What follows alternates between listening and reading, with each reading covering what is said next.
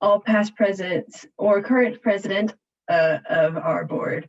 We have Ethan Sandberg, current president, Annie Ringhofer, last year's president, Gabby Foster, and Robin Payne. And so we're going to talk about what a leadership role in the AIAS looks like. And so if you want to just go around and introduce yourself, give a little bit of background of, for our past presidents, what you do now, especially. We can start with Robin. Yeah, of course. Hi, everyone. I was a past president. I was elected in, I think I was 2016 to 2017. There was one more, and then it went Gabby, Annie, Ethan. So I might be the oldest on the call, but currently I live in Boston and I work at Safdie Architects. And it's also notable that I am the AIAS representative on the National Architectural Accrediting Board, which I will term out in October. But that's a little bit about me. So I'm Gabby. As Robin said, I'm 2 years removed from presidency. I graduated KU last year in May 2020. Currently, I am in Chicago, but I just got employed at a firm in Boston. So I'm moving out to Boston at end of April. But as far as leadership roles, I was KU AIAS president. I did some mentoring programs through the KU chapter as well, and then was part of Creators Ball and Freedom by Design. I know most of you, but again, I am Annie Ringhofer. I was the chapter president last year, so 2019-2020, which had its own unique set of challenges. And this year, I am looking forward to graduating in May and taking a job in Kansas City. And I'm Ethan Sandberg. I'm sure, hopefully a lot of you know me, but I am the current chapter president, served 2020-2021, which was one of the most chaotic chapter presidencies I have ever seen or experienced. And then before that, I did serve on the board as secretary, and then I also have some experience in our committees. So yeah, it's leadership. I guess I could also add that I was the vice president in 2017 to 2018, so I also have experience with that role, if anyone has questions. Awesome. Okay, so getting into it, but a little bit more generally, what are the benefits that you found being involved with leadership at AIAS, and how has that helped you in your professional life? You want to go in the same order, Robin, Gabby, Annie, Ethan? Yeah, I think the benefits have just been instrumental. AIAS leadership has been instrumental in my professional life, especially because I kind of got involved nationally with AIAS, and then that just getting to know people at that level and having FaceTime with them so that whenever an opportunity were to come up, they can tap on your shoulder was really impactful. That happened with me with the NAB. And so I had run for a national position. I ran for national president. I was not elected, but then I got a little tap on my shoulder and said, you should try the NAB.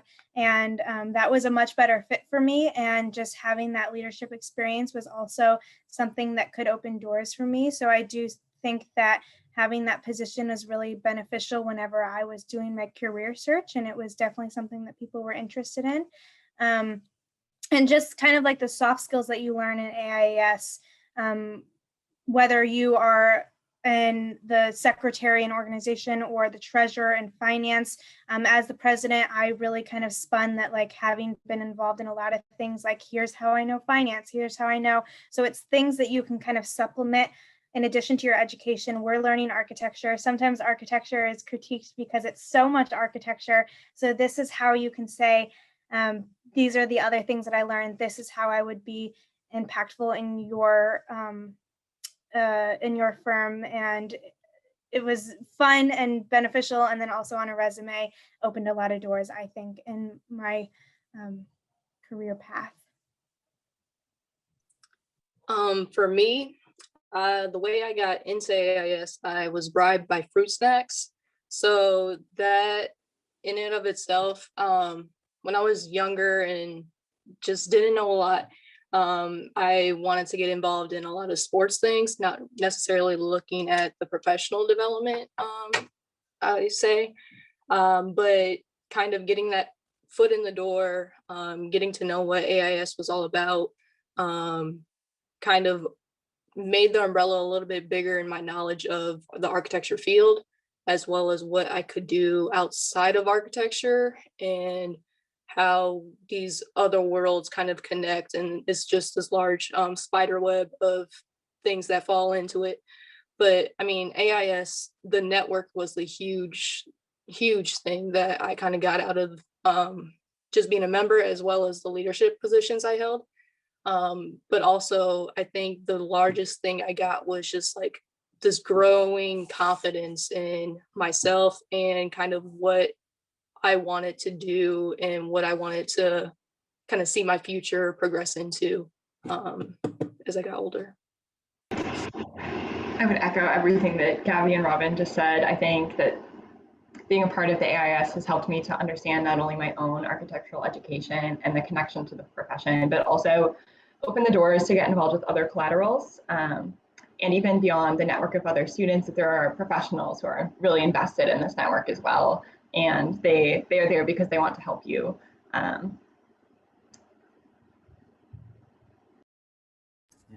And for me, it's kind of been a little bit of a unique thing. Obviously, I'm still in my AIS journey, but it was very much the introduction to more than what we're kind of presented with just at KU. Not that KU doesn't provide some amazing opportunities, but it's kind of, AIS gives you a very different perspective on what exactly is going on in architecture field. And you kind of get to network with people who maybe have those different ideas and inspirations from a different state or whatnot. And I think that for me, that's one of the biggest things, just the kind of community that it pulls together and that it kind of presents you with as you're going through it. So. Great. So moving on from just like what do you get out of it, but what would you be looking for in someone that wanted to be in leadership? Like what qualities would you be looking for? Probably just same order for now. Yeah, that's a really good question.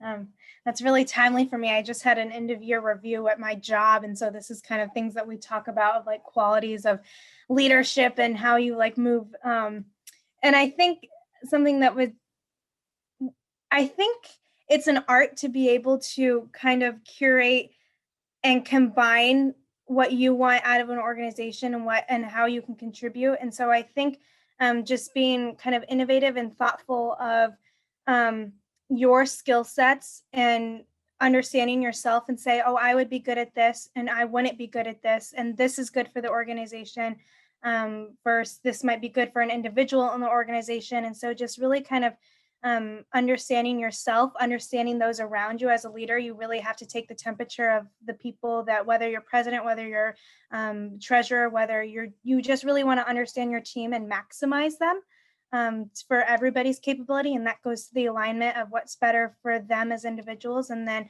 the organization and ultimately the school. Because I mean, we all know AIAS is pretty integral in kind of the student leadership of KU in general. And so to maximize the individuals on your team and maximize your own strengths, and then be able to align that and kind of pour that into the school. It's just a cyclical of good for all parties and everybody involved. So to always have that in the back of your mind would be, I think, really beneficial for you as a leader. I'd say drive and eagerness were kind of the qualities I saw in myself that wanted me to apply to a leadership role. I was driven to kind of move forward, get things done. I had kind of ideas from the past couple of years that I had been in the program and what I would have liked to see and what I wanted to keep, as well as kind of the eagerness to learn more about I didn't know much about what I was getting myself into as in terms of the chapter president, just because you have so many outlets kind of on the national level. So just that eagerness to get involved on a larger scale and to kind of bring that back to the chapter. Absolutely. Come with ideas, come with questions, be able to understand where there are areas for improvement within the school, within the chapter, within the national organization. And I think it's less about hard skills and more about the willingness to step up and take on that challenge and to do it in service of your peers. Yeah, my advice is right along the same line, is when a challenge presents with you, you just can't buckle under the pressure. You need to be able to like stand your ground and say, all right, this is going to be a hard semester, this is going to be a hard year, but what can we do to redevelop programming, to come up with new ideas? You know, don't limit yourself to tradition and what is kind of expected for you, even if it needs to be changed or if it doesn't need to be changed. And I think just kind of having that rootedness, that structure and that strength to brace yourself for hard times and challenges, especially during my presidency. It seems like we aren't able to do a lot of the things we previously did. So it requires that kind of looking at a problem and saying, all right, this could be a make or break, but what can we do to make sure that we lay down a foundation that breaking is no longer an option? It's no longer something that can happen. Yeah, so just strong and strong-willed and willing to lead is the biggest one. Awesome. And so taking that, if someone wanted to get involved in a leadership role, where should they start, like position-wise? Where do you think is a good, wanting to get the foot in the door position, and then how can they over time like work their way up through the roles of AIAS, both like in the chapter leadership and even international leadership? Same order.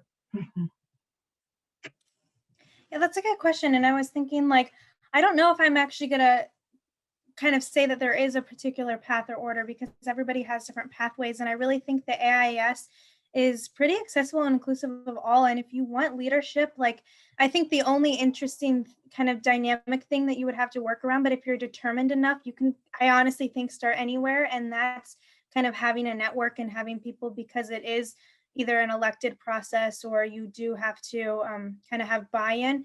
That would be, I guess, the place to start, is whether you want to go straight to the top of leadership or whether you want to, and you would do that self-motivated and like go talk to people and stuff. Or if you want to kind of get into the organization, I started as a year representative. I got to know the organization a little bit, and then that helped me with my trajectory.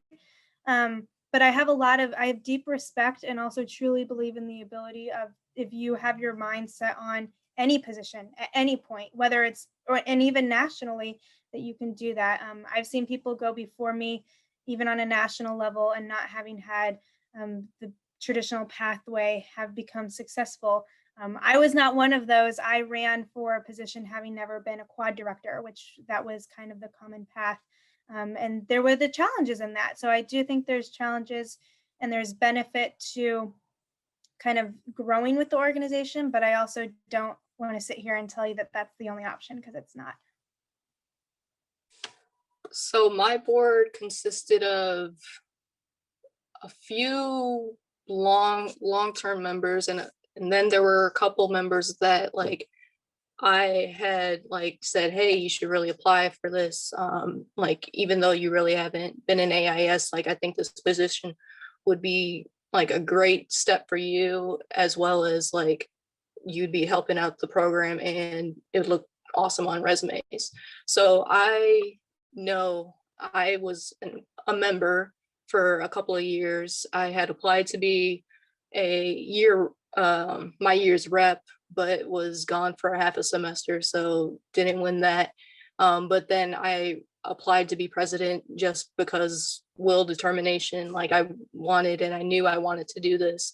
But again, like Robin was saying, there's no set path. Like, it's honestly all up to you. And like, if you convince people that you're right for the position and you're ready for that position, then there's no reason why you can't run. And that goes on the national levels as well, and those committees and things like that.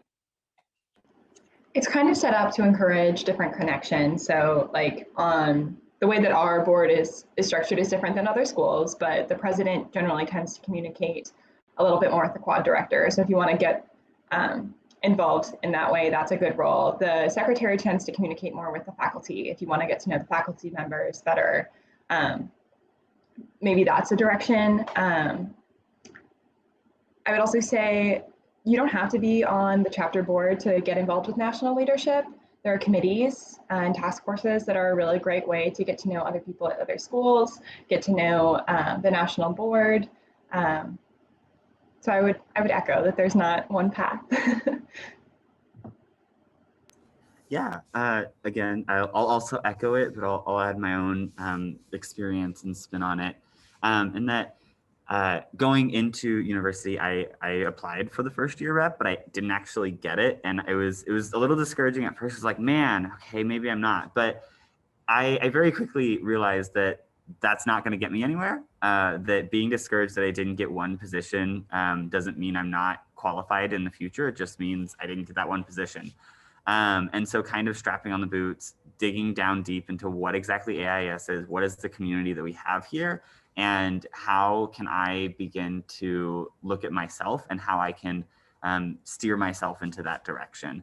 I then proceeded to get on a national committee and chapter secretary without any prior experience within AIAS other than just being a chapter member. And so I think the pathway, if there was a pathway, it's just, do you have a passion for it? You know, your pathway is, are you willing to sit on those days and say, all right, I'm not the secretary and I'm not the treasurer, but how can I help out these people? How can I get my voice, get my foot in the door and start being a part of these conversations? I know we just started committees this year at a chapter level. And I think one of my side hopes with that is that people start to access the executive board a little bit more directly and being a part of those conversations, even if it is just through side conversations in the committees. But those, I think, are a great way to just get your foot in the door and start climbing that ladder if that's what you want to do. And yeah, just start conversations. Every year level has a year rep. Start a conversation with them. Ask them about AIAS. You know, what exactly is it? How can I get involved? What are these opportunities presented for me? And that curiosity and that passion will more often than not drive you to whatever leadership role you want. Can I add something real quick?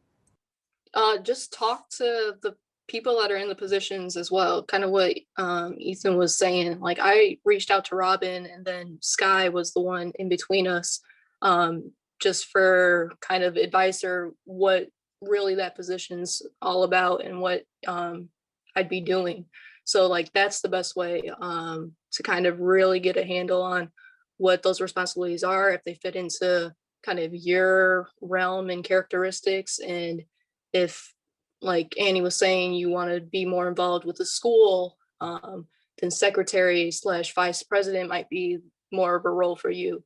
But don't get caught up in the titles. Kind of figure out what your passion is and find something that works within that area.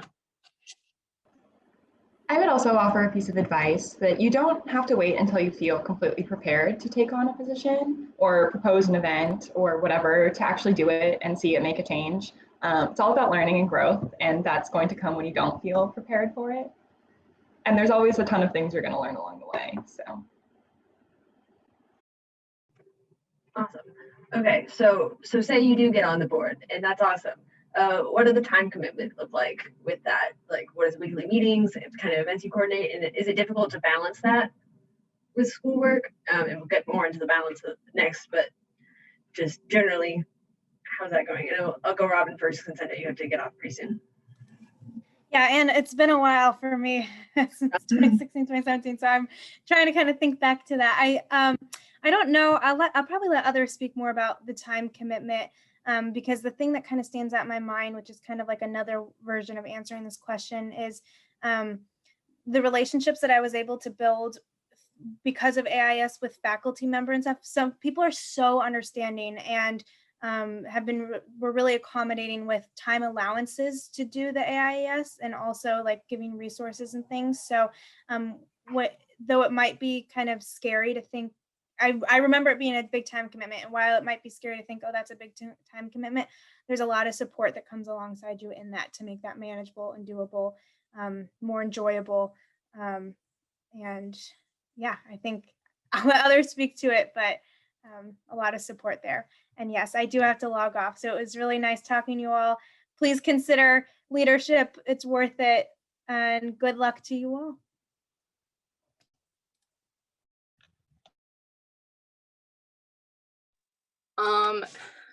From what I can remember, so I was president my 4th year, so that's comprehensive studio, and Annie can kind of relate to this as well. That it was a big time commitment, like Robin was saying, especially as president, because you have like hub hangouts to do with the Midwest region. You have other things that you kind of have to prepare and send off to people on a national level, and also kind of do your weekly meetings and organize on the chapter level. But again, it comes down to your drive and eagerness. Like if you're so in it, like it's going to be fun and it's not going to feel like work. But in terms, like my 4th year was packed because of comprehensive, and I will admit that like toward the end of the year it kind of like pittered out, and I was kind of losing not motivation, but I was just struggling to cross the finish line. It felt like. So that's when like Ethan's like stood up and took on some extra things, and kind of your board is there for you to lean on and to delegate other tasks if you're struggling. And again, like the faculty and staff are pretty understanding with what you're trying to accomplish. So all in all, it's worth the time that you're committing. Absolutely. And so generally there's like an exec board meeting once a week for an hour, and then once a month would be meeting with national leadership, and that's only for the president. So there's kind of like a varying scale. Sometimes you'll be more busy, sometimes you won't be busy. It depends on what you have planned for the chapter. If I could offer another piece of advice, it's just to be really aware of your boundaries. Once you are identified within the school as a student leader, you tend to be asked to do a lot of things, and those things can often add up. And so really to just make sure that you're prioritizing like your schoolwork in the AIAS as your, let me back up, your health, your schoolwork, and your AIAS as your first, second, and third priorities. And then there are lots of other students who'd be willing to take on other things. So don't be afraid to ask. Yeah, I wanna pick up on that point because I think it needs to be hammered a little bit further into students as a whole, is that don't be afraid to say no to opportunities. I think as students in university especially, we're told always take every opportunity that is presented to you. Like it's always going to be good, you're always going to have a good outcome. And that's not necessarily true, especially when it starts to just overwhelm your schedule. But I also want to throw out the advice of, if you're a student leader, one of your responsibilities is to lead. And some of that can be taking the opportunities that you're presented with and providing them to other students. Maybe they're asking you to, maybe the school is asking you to hold a position on a committee that you just don't know if you have time to properly do, but you know someone else who's been wanting to have their foot in the door, wanting to get their foot in the door with the school and leadership, and you might be able to go and tap on their shoulder and say, hey, I think you'd be really good for this position. But yeah, like Annie said, it's weekly meetings that can last anywhere from 30 minutes to an hour. I know recently we've only been doing 30 minutes for our meetings because we're starting to wrap up for the semester. But yeah, and then as far as presidents, Cooper has actually had a really lax policy this year. I think in respect to COVID and the fact that everyone's kind of in their own version of chaos right now at varying degrees. So I think as long as you communicate with your quad director, especially as president, I think they'll work with you if scheduling does become an issue, or if you start to feel like it's a little bit more of a time commitment than you initially thought. Again, usually they're only once a month, but I can totally understand if it falls under a wrong time, or if it falls under midterms, because KU can sometimes work on a different schedule than a lot of other institutions. So yeah, scheduling not just for that, but it's just about communication. I think a lot of people will be understanding, not just faculty, but also your fellow board members. They will most often than not understand the situations that you're in, and so just if scheduling does become an issue, making sure that like there's communication. So yeah. Awesome. So we kind of touched on balance. If anyone had anything else they wanted to add about having healthy balance between school, AIAS, life. I know that's been something we've been talking about a lot at KU right now, is having a healthier work-life balance. But so if anyone wanted to add anything, feel free to jump in on that.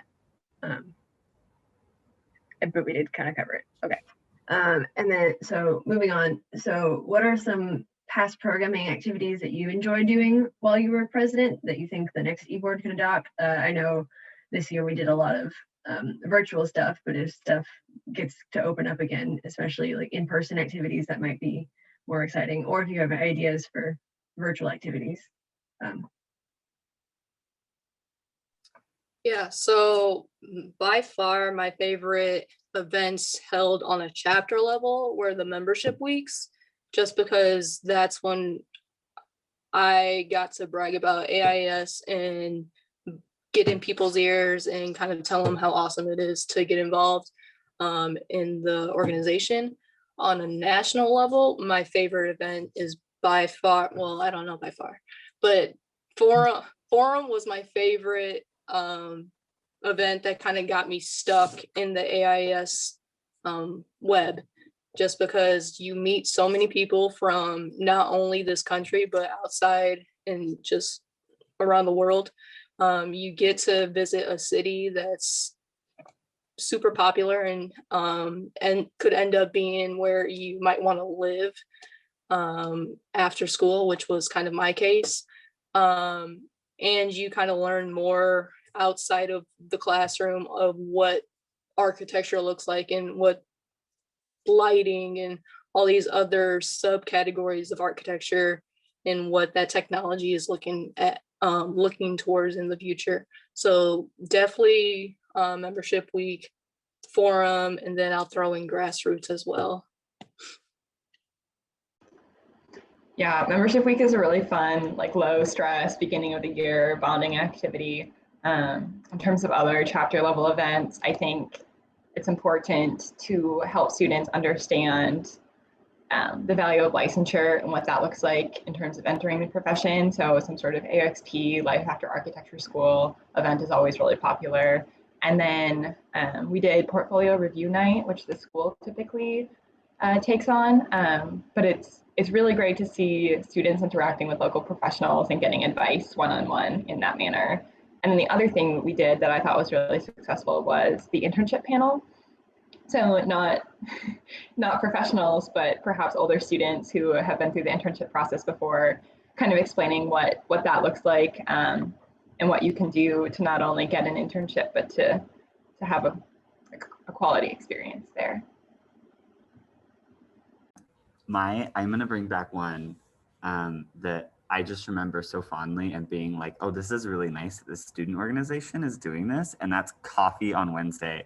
I know it's not like the biggest deal, but I remember as a freshman, it was like cold winter, like right before finals week in the first semester, and I had to walk all the way over to Fraser, and I was like, I don't even like coffee that much, but it's a warm beverage, and I'm really appreciating that this student org is providing that to me right now so that I can like keep my hands warm as I cross campus.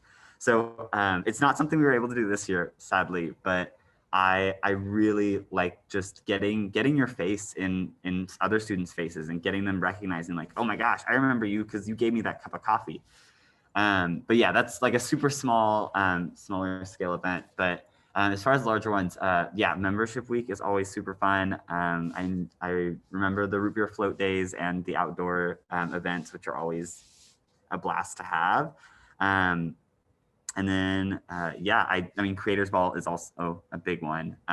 We can't really forget about that. It's our most attended event, though this year is a gallery, which will be very fun and unique. And I hope that that continues in the future as well. I know Lydia and I are both really excited about how well that's going. So Awesome. And just going back in the nostalgia world, what has been your favorite part of being a leader at AIAS? Favorite memory, funniest memory, just whatever you want to take that. So my favorite memory is it's kind of is all encompassing, and that's just like getting to meet people both on a chapter level and on a national level.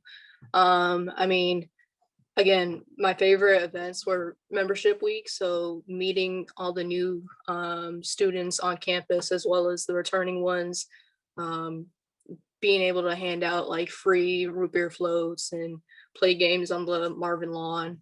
And then nationally, just like networking, making friends, kind of talking about your similarities and what you guys want to do, and kind of conquering the future, and just like getting so excited about what your careers are going to look like and what you want to do in the future, are definitely my favorite memories, hands down. For sure, seeing other leaders, older or younger, have success because of things that they've learned in the AIAS, or people that they've met, or skills that they've developed. I think the funniest memory for me is still Meg tripping on a comforter in front of everyone at Forum. But there's lots of good moments. I am going to go with another Forum memory for my most fun. It was my freshman year Forum in Seattle, and I just remember being the only freshman there and not knowing anyone else, and like just wide-eyed looking at everything like, oh my gosh, this is insane. Like how is this even a thing? Like we didn't have this in high school. I grew up in a very small town high school, so it was like, I can't believe I'm like on a school trip in another state, like experiencing professional development. So it was this like very childish like entertainment, like wow, I'm actually doing this. And also like kind of kicked me in the can as far as like, you need to talk to people because I don't have anyone else to talk to. So it was that experience of kind of like, okay, I gotta do this. Like I gotta put myself out there or else I'm just gonna hate this entire week. But then as far as like more locally chapter level, just getting to know e-board members, like, and at a broader level, committee members as well, but just, you create such a bond with your e-board, like it's, they become your family. And so having that kind of community and like that kind of group that you're around every week, even virtually, I've just, my committee member, or my e-board has just become a huge family for me. So that's my biggest one. Awesome. And so we're going to wrap up a little bit early so that Ethan has time to like give information about elections themselves. But just, do you have any final advice that you didn't feel like you got to mention? Any parting words of wisdom, either for anyone who wants to be on the leadership, or just maybe not AIAS leadership, maybe just leadership in general too? Again, I'm gonna go and kind of keep banging it into your heads, but if like, just be eager and ask questions and get involved that way. It doesn't have to be, even if you're I'm super shy, I think, so getting myself to apply for a exec board position or even a committee position was a little scary and got the heart thumping a little bit faster, but like the rewards and the outcomes of it are just beyond measure. Like it's a lot scarier when it's going on in your mind than it is when you are actually living it and doing it. So like, kind of jump over those fears, and just be eager and kind of ask questions. Absolutely. Just have confidence in yourself. You've got this. Yeah, my last bit of advice would be, always remember you're never alone. You'll always have another e-board member, or you'll always have a faculty member that you can outreach to, or a member of nationals that you can outreach to for help. They can sometimes be the biggest support system and the thing that makes something happen. So yeah, always remember, you're never alone.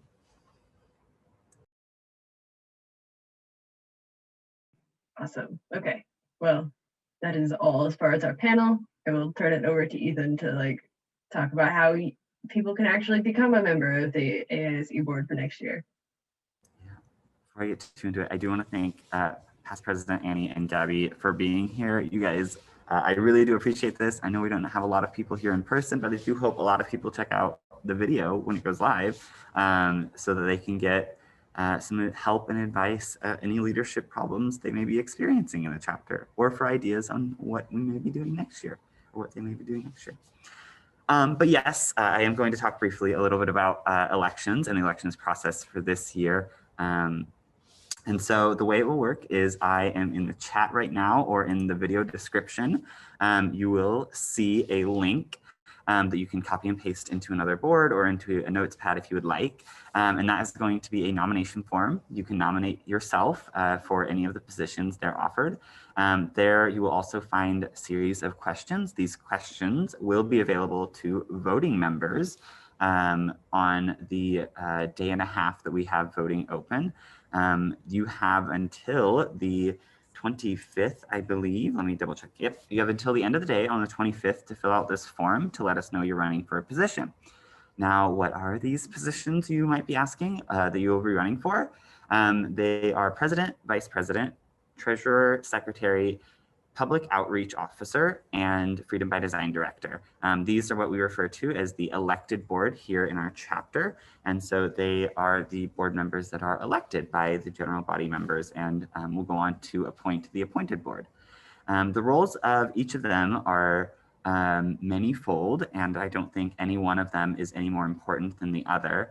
But starting off just in the order I listed them, president has a very unique responsibility of being the member that kind of communicates with nationals, and they actually do have national expectations, unlike any of the other board members, where they're a little bit more determined by what the chapter wants them to be.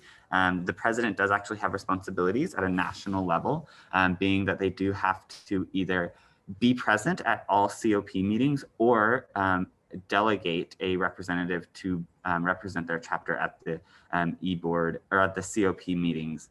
In addition, they also represent the chapter to the school. And so they are oftentimes the ones that have to give updates to the faculty and inform them on what exactly the chapter is up to. And then they also are just kind of the organizer as far as more holistically, not necessarily organizing paperwork, but kind of organizing initiatives and ideas throughout the chapter and kind of getting them together and establishing kind of the direction that the chapter is going into for that year. These responsibilities are oftentimes viewed as the weekly executive board meetings. And then they also have the responsibility of organizing the monthly general body meetings.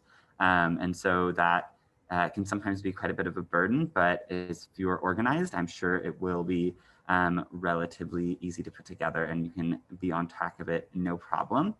And then they're also just in charge of helping out the fellow board members. A lot of times we are assigned board members some very hard and very challenging tasks. And so one of the responsibilities of the president is to just kind of bounce these ideas, be someone that these committee members can bounce ideas off of, and be there to support them if they need help with connections, maybe beyond the school or even within the school.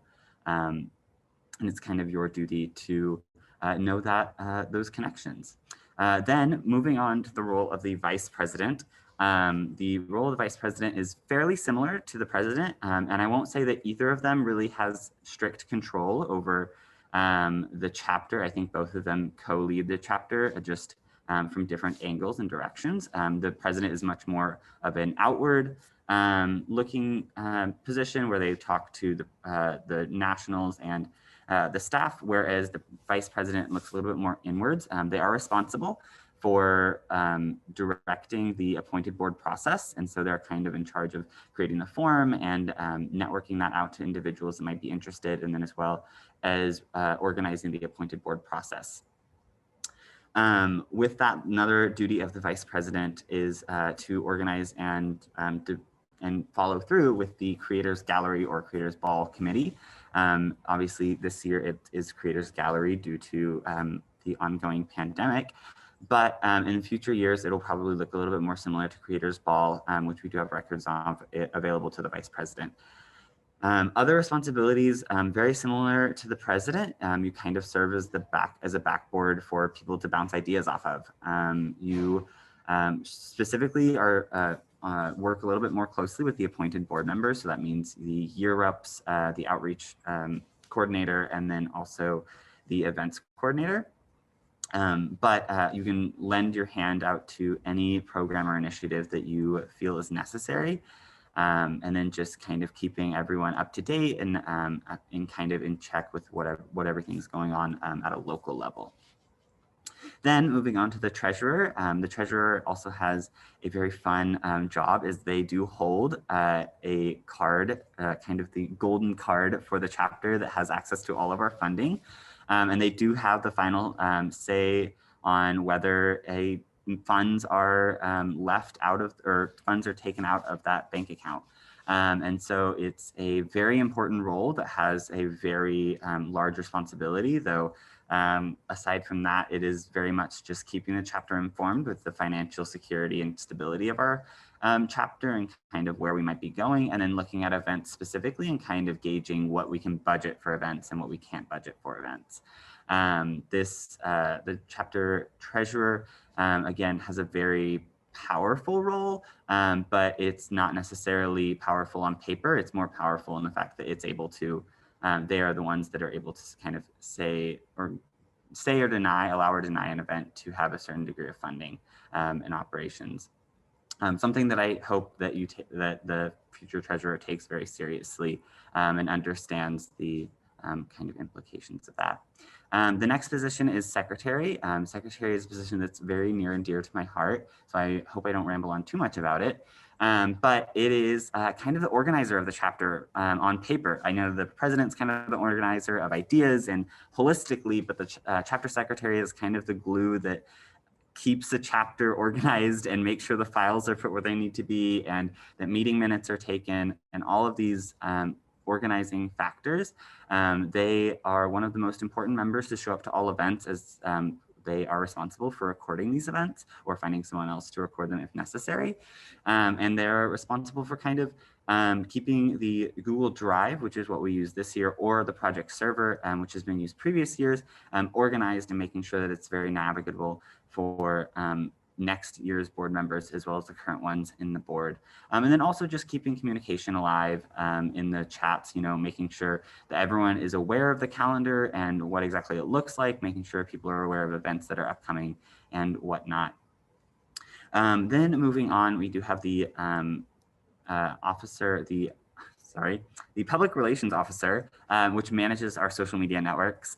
So Instagram and Facebook, which we do have a Facebook. We didn't use it too much this year, but they are in charge of that as well. And so that is basically the position of organizing what goes out on Instagram and what the people see on social media and how it's kind of represented. Previously, public relations officer have kind of given the chapter it's their own unique style based on what they feel comfortable with. And I think I highly encourage that. I think as long as it's representative of positively represents the chapter, I think that having their own spin on the publications that they make is incredibly encouraged. And then also it's the responsibility of making those publications. I know I briefly mentioned that with the style, but making sure that the publications are made in a timely manner, they go out on the right time, they say the right kinds of information.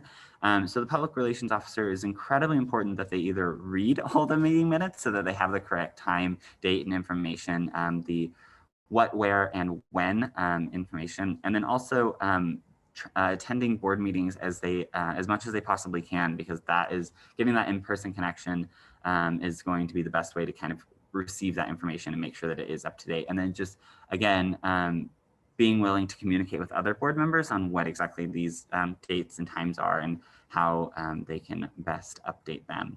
And the final one is Freedom by Design Director. This is the first year that we've kind of broken it off of a responsibility of the secretary. So it's a very new position in that form, but it's not a new program for our school. Freedom by Design goes back quite a ways.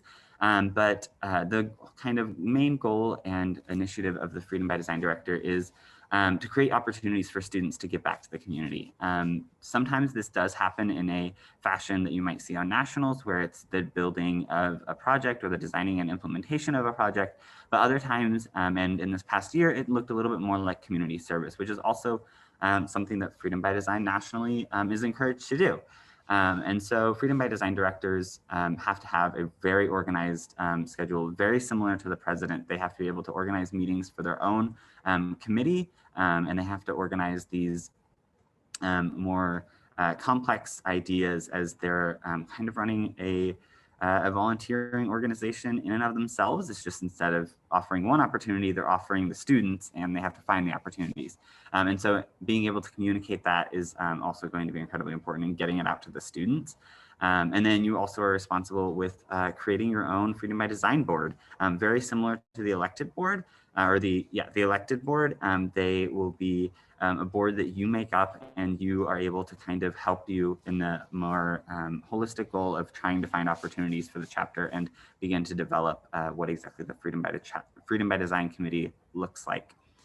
But with that, those are kind of a summary of the elected board positions. I won't go over the appointed boards, because that process will happen at a later date once the elected board is established.